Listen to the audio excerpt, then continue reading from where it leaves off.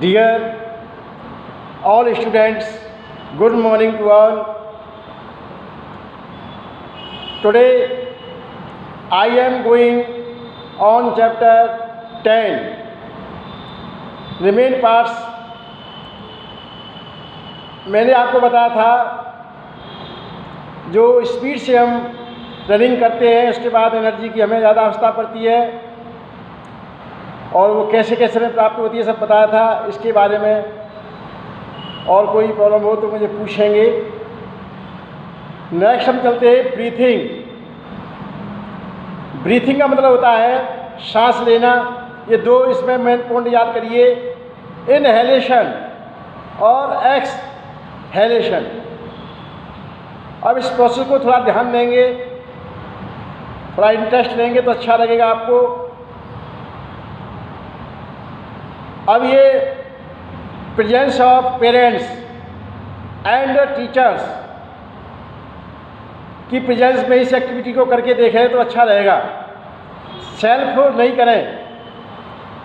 आप अपनी जो नेशनल कैविटी है जिसको हम दो दिखाई देते हैं नाक, इसको आप बंद करिए और मुंह को बंद करिए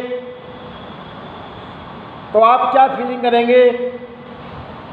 आपको एनर्जी की आवश्यकता थी, ऑक्सीजन की आवश्यकता है, लेकिन ये सप्लाई जो हमें बाहर से हो रही है ये नहीं हो पाएगी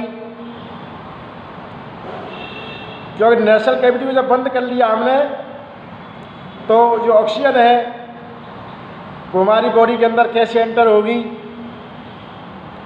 तो उस पर ध्यान देंगे। अब इसमें जो मैंने बताया था बिना ब्रीथ के हम we can not survive without breathe.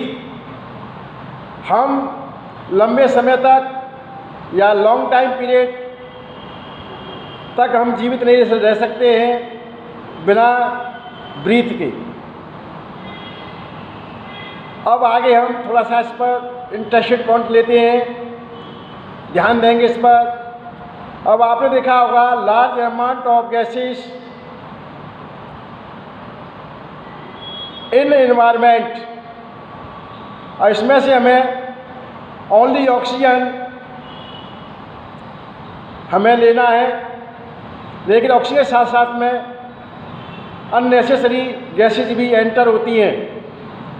जो नेशनल कैविटी हमारी जो है इसमें एयर जाती है जिसको हम नासाद्वार कहते हैं, और इसमें आपने हेयर स्ट्रक्चर देखे होंगे जो बाल संरचना दिखाई देती है, इसको नॉस्ट्रिल्स कहते हैं। और जब एयर हमारी टच होती है इसकी सरफेस से उसको म्यूकस कहते हैं, और जब एंटर जाती है ये किसके माध्यम से, आपने सुना होगा विंड पाइप। विंड पाइप सुना होगा, इसका दूसरा नाम है रेस्पिरेटरी डक्ट भी कहते हैं इसको, हम विंड पाइप भी कहते हैं। और इसमें एक इंटरेस्टिंग पॉइंट और है, जो विंड पाइप और फूड पाइप दोनों जो एडजस्ट होते हैं पास पास में।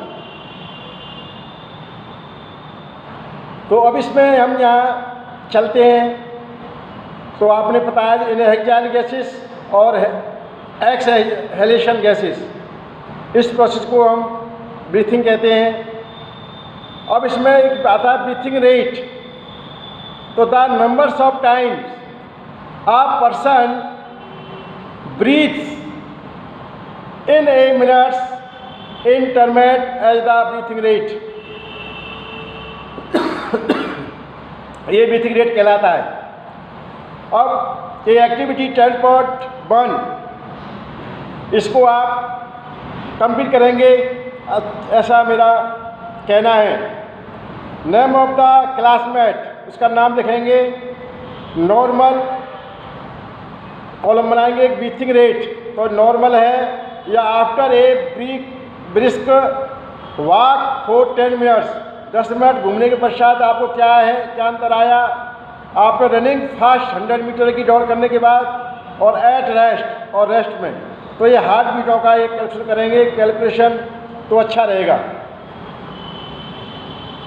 इसमें जो रेस्ट पोजीशन होती है, the rest position breath in and out 15 to 18 times in a minute. और जब रनिंग करते हैं, जो वर्क करते हैं, एक्टिविटी करते हैं, उसमें हमारी जो ब्रीथिंग रेट जो है वो इंक्रीज हो जाता है और up to 25 minute times per minute हो जाता है।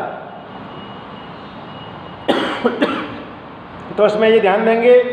एक्टिविटी 10.3 को देखेंगे, मैंने बताया था आपको, स्लीपिंग, प्लेइंग, रीडिंग और pulling the water from the well. तो ये सारी एक्टिविटी हम कर रहे हैं, इनके लिए हमें ऑक्सीजन की आवश्यकता पड़ती है और एनर्जी की भी आवश्यकता पड़ती है, तो उसको समझेंगे। नेक्स्ट में आपको आगे पढ़ाऊँगा हाउ डू वी ब्रीथ, हम श्वसन कैसे लेते हैं या करते हैं, इसके बारे में आगे बताऊंगा। Thank you all.